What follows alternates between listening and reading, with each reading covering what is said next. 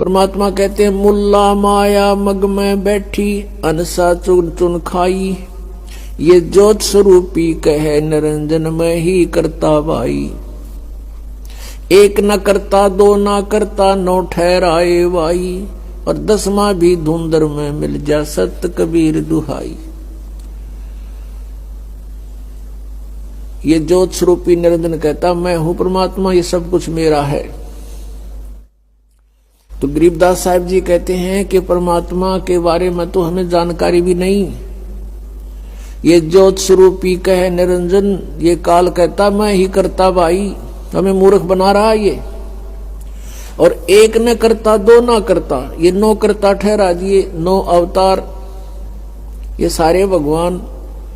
और कहते 10वां भी धुंधर में मिलेगा, एक सत कबीर दुहाई। सत माने अविनाशी।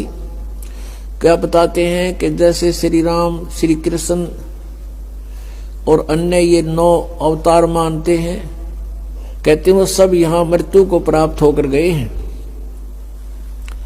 और 10वां निकलंक नाम से आएगा राजा हरिश्चंद्र वाली आत्मा। और परमात्मा ने बताया कलयुग के अंदर वो संभल नगरी में विष्णुदत्त शर्मा के घर पर जन्म लेगा और सबसे शक्तिशाली होगा और उसकी तलवार बहुत लंबी होगी।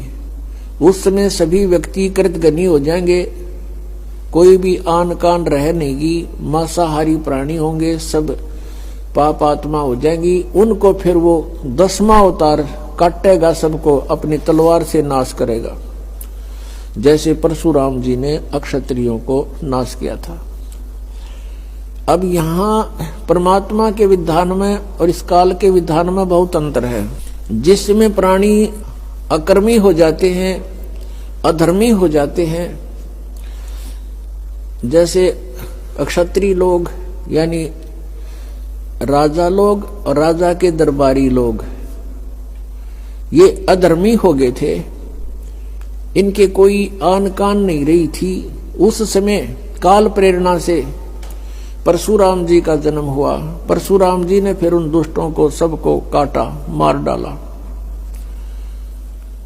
अब ये विधान है इस काल का कि निकम्मों को ऐसे सेट करना है, और परमात्मा का विधान है कि किसी बुरी आत्मा हो, अब वो अज्ञान से बुरी होगी और इस तत्व ज्ञान से वो ठीक हो जाएगी।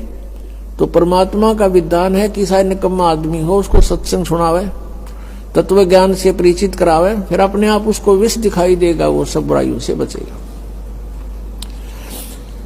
लेकिन काल उस तत्व ज्ञान को नहीं चलने देता, उसको डर बना रहता है कि इससे परिचित होने के बाद प्राणी यहां नहीं रहेगा।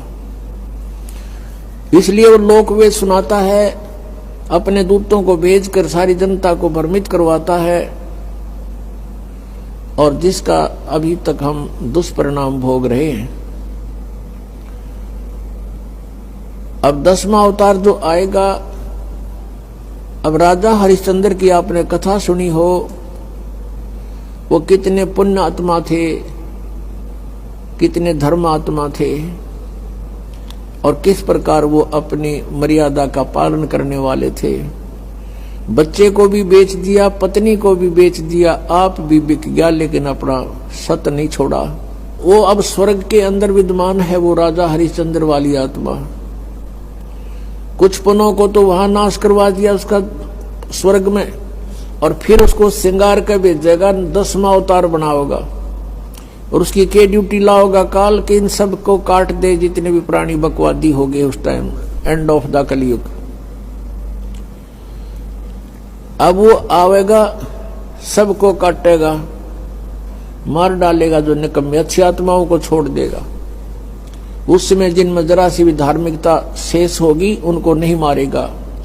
ये विधान रहा परमात्मा का, कितनी आपदाएं आवे लेकिन भक्तों का नाश होया नहीं करता।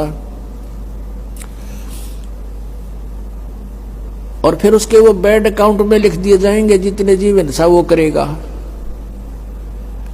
अब उसको फिर यहां से पापों से लाद के भेजेगा, और यहां उसकी महिमा हो जाएगी जैसे रामकृष्ण की होगी। रामचंद्र जी ने बाली मारा था, सुग्रीव का भाई, और उसका भी बदला देना पड़ा श्री कृष्ण रूप में। उस बाली वाली आत्मा ने श्री कृष्ण जी के पैर में तीर मार कर वध किया। तो ये तो एक प्रत्यक्ष प्रमाण है कि किए का कर्म का दंड न भोगना पड़ेगा। तो बिना ज्ञान के ये सब ऐसी व्यवस्था है, जो परमात्मा से परिचित प्राणी हो जाते हैं वो इस काल के जाल में नहीं आते, अपना कल्याण करवा लेते हैं।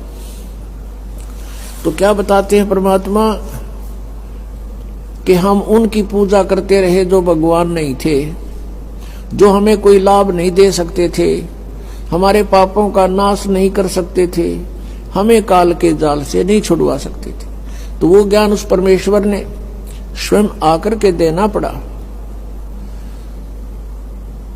और जैसा कि आपने वेदों में पढ़ा कि वो परमात्मा अपने तीसरे मुक्ति धाम में रहता, सतलोक के अंदर। अब तीसरा मुक्ति धाम कैसे है? 21 ब्रह्मांड का एक ग्रुप है, एक समूह है, ये काल का लोक कहलाता है, सरपुरुष का। और 7 संग ब्रह्मांड का एक अलग द्वीप है, उसके अंदर ये स्टेट समझ लो अलग अलग, वो दूसरा लोक है, दूसरा द्वीप है। और तीसरा सतलोक है उसके निकटतम। तो तीसरे धाम में रहता वो परमात्मा, मुक्ति धाम में, सतलोक में। और वहां से गति करके वहां से बहुत तेज स्पीड से आता है, अच्छी आत्माओं को मिलता है। फिर वो अच्छी आत्मा परमात्मा से प्राप्त ज्ञान का जगह जगह जाके प्रचार करते हैं। और परमात्मा स्वयं भी, कबीर जी भी अपनी महिमा आप सुनाते हैं।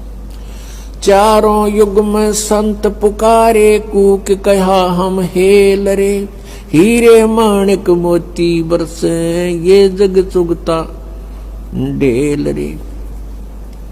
परमात्मा ने जो ज्ञान बताया कि तुम यहाँ के रहने वाले नहीं हो, आप यहाँ के वासी नहीं हो, और जिस संपत्ति के लिए आप सारा जीवन न्यौछावर कर देते हो, यह संपत्ति आपकी नहीं है, काया तेरी है नहीं, ये माया कहां से हो। चरण कमल में ध्यान रखो, तुम इन दोनों को खो। ये माया करतारे की तू अपनी कह गंवारे, दो जग धक्के खावेगा या नाहक बह बेगारे।